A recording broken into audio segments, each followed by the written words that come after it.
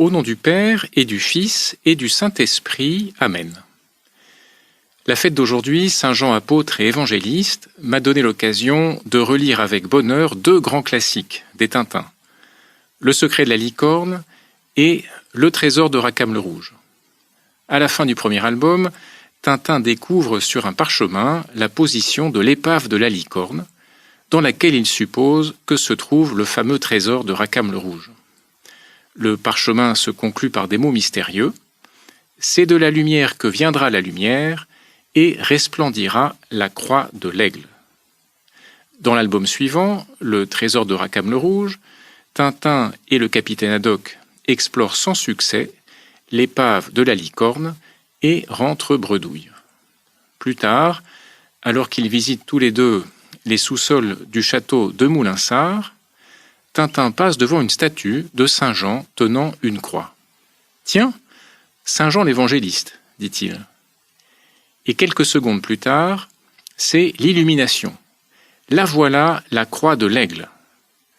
Haddock ne comprend pas, je vois bien la croix, mais l'aigle où est-il?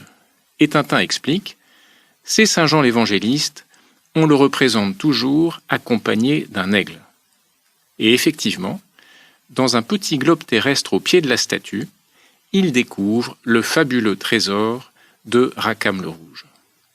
On voit là tout l'intérêt qu'il y a à bien connaître Saint Jean, en tout cas pour ce qui est de la découverte des trésors. D'ailleurs, Tintin ne dit pas pourquoi on associe l'aigle à Saint Jean. Alors, il y a d'abord une légende selon laquelle un aigle lui aurait servi de pupitre sur l'île de Patmos quand il rédigeait l'Apocalypse, mais il y a surtout dans le livre d'Ézéchiel, au début du livre, la vision des quatre vivants, l'homme, le lion, le taureau et l'aigle. Chacun est associé à un évangéliste, et pour Saint Jean, c'est l'aigle, parce que dès les premières lignes de son évangile, dans le prologue, il s'élève très haut dans la contemplation de Dieu comme un aigle. D'ailleurs, la première lecture de la fête, aujourd'hui, justifierait à elle seule ce symbole de l'aigle. Ce qui était depuis le commencement, ce que nous avons entendu, ce que nous avons vu de nos yeux, ce que nous avons contemplé, et que nos mains ont touché du Verbe de vie, nous vous l'annonçons. Nous vous annonçons la vie éternelle qui était auprès du Père et qui s'est manifestée à nous. Jean contemple le Verbe, la deuxième personne de la Sainte Trinité, qui préexiste de toute éternité et qui est venu dans le monde à Noël. C'est Jésus, ce Jésus que Jean a touché de ses mains. Jean, c'est un apôtre à part, c'est le disciple que Jésus aimait. On trouve cette expression souvent dans son évangile, c'est le cas dans le passage aujourd'hui, le disciple que Jésus aimait, le disciple le plus proche, celui Seigneur qui t'a le mieux compris. Dans l'évangile d'aujourd'hui, on voit que Jean est le premier disciple à croire en la résurrection. Le matin de Pâques, il court avec Pierre au tombeau. Comme il est plus jeune, il court plus vite, il arrive le premier, mais il attend Pierre.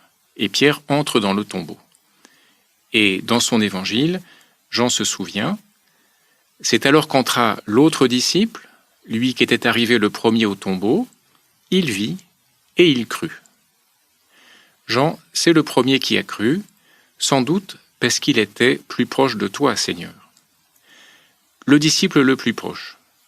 Par exemple, aussi, pendant la dernière scène, quand tu annonces, Seigneur, que l'un des 12 va te trahir, on peut lire « Il y avait à table, appuyé contre Jésus, l'un de ses disciples, celui que Jésus aimait. » Simon-Pierre lui fait signe de demander à Jésus de qui il veut parler. Celui qui est tout près du cœur de Jésus, c'est Jean. Alors on pourrait considérer beaucoup d'aspects de la vie et des écrits de Jean. Il y en a un qui est peut-être spécialement adapté au temps de Noël que nous vivons, c'est la filiation divine. Le fait que par le baptême, nous devenons réellement fils de Dieu. Ça, c'est au cœur du mystère de Noël.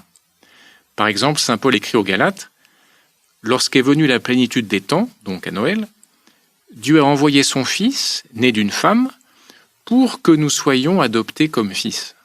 Dieu a envoyé son Fils pour que nous aussi, nous devenions fils de Dieu. » Et Jean tient cette question très à cœur. Dès le début de son évangile, on peut lire « À tous ceux qui l'ont reçu, donc qui ont reçu Jésus, il a donné le pouvoir de devenir enfants de Dieu, eux qui croient en son nom. » Et il insiste « Voyez quel grand amour nous a donné le Père pour que nous soyons appelés enfants de Dieu, car vraiment nous le sommes. » Seigneur, est-ce que, en ce temps de Noël, je prends davantage conscience de ça avec plus de clarté?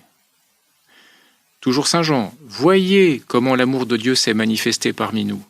Dieu a envoyé son Fils unique dans le monde pour que nous vivions par lui. Nous sommes fils de Dieu, fils d'un Père très affectueux, un Père attentif à chacun. Tout ce qui nous concerne l'intéresse au plus haut point, nos peines, nos joies, nos projets. La filiation divine, ça n'est pas une belle idée d'un prédicateur inspiré. C'est la réalité la plus intime du chrétien. Par le baptême, nous devenons fils de Dieu, nous faisons partie de la famille de Dieu. Alors, est-ce que je ne pourrais pas penser un peu plus à cette réalité, une réalité merveilleuse? Dieu est mon Père, rien ne peut m'arriver. Le temps de Noël, c'est un moment idéal pour ça. Dieu a envoyé son Fils unique dans le monde pour que nous vivions par lui. Cette vie que le Père veut pour ses enfants, qu'il veut pour nous, c'est la vie en plénitude, dès ici-bas, et puis ensuite au ciel pour l'éternité. Je suis venu pour que mes brebis aient la vie en abondance. Ça, c'est encore des mots de Jésus que rapporte Saint Jean. Alors, à propos du thème de la vie chez Saint Jean, comme il me reste quelques minutes pendant ce temps de prière, je ne résiste pas à l'envie de parler d'une autre statue, après celle de Moulinsart. Cette fois-ci, c'est une statue très abîmée qui a été retrouvée l'année dernière dans le débarras d'une paroisse voisine de chez moi. Il n'y a pas d'inscription, mais le saint porte une coupe d'où sort une petite tête de dragon grimaçant. Lors d'un repas, le curé nous a demandé si on savait qui ça pouvait être. On était 6 ou 7 prêtres, et personne n'avait la moindre idée, ce qui n'est pas très brillant. Tintin, lui, qui est très cultivé, aurait probablement su que c'est une manière traditionnelle de représenter Saint Jean. Alors pourquoi? Eh bien, il y a un récit dans la légende dorée. Alors je vous le lis. Quand Saint Jean eut prêché dans toute l'Asie, les adorateurs des idoles le traînèrent au temple de Diane, voulant le forcer à sacrifier à cette déesse.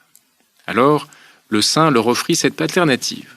Il leur dit que si, eux, en invoquant Diane, parvenaient à renverser l'église du Christ, lui, Jean, sacrifierait à Diane. Mais si au contraire, c'était lui qui, en invoquant le Christ, détruisait le temple de Diane, alors ils auraient à croire au Christ. La plus grande partie du peuple ayant consenti à cette épreuve, Jean fit sortir du temple tous ceux qui s'y trouvaient, puis il pria, le temple s'écroula, et la statue de Diane fut réduite en miettes. Alors c'est après quelle explication du petit dragon dans la coupe. Alors le grand prêtre Aristodème souleva une sédition dans le peuple, au point que les deux parties s'apprêtaient à en venir aux mains. Et l'apôtre dit « Que veux-tu que je fasse pour t'apaiser » Et lui « Si tu veux que je croie en ton Dieu, je te donnerai du poison à boire.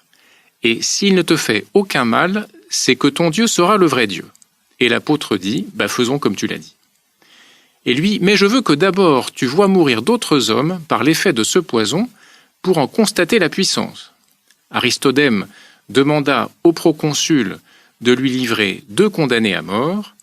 Il leur donna à boire du poison et aussitôt ils moururent. Alors l'apôtre prit à son tour le calice, et s'étant muni du signe de la croix, il but tout le poison et n'en éprouva aucun mal, sur quoi tous se mirent à louer Dieu. Alors c'est pas fini. Aristodème dit « Un doute me reste encore. Mais si j'en ressuscite les 2 hommes qui sont morts par le poison, je ne douterai plus et je croirai. » L'apôtre, sans lui répondre, lui donna son manteau. Et Aristodème, « Pourquoi me donnes-tu ton manteau? Penses-tu qu'il me transmettra la foi ?»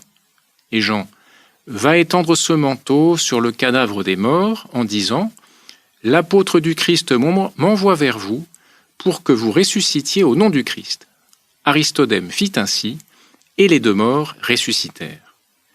Alors l'apôtre baptisa le grand prêtre et le proconsul avec toute sa famille, et ceux-ci élevèrent une église en l'honneur de Saint Jean.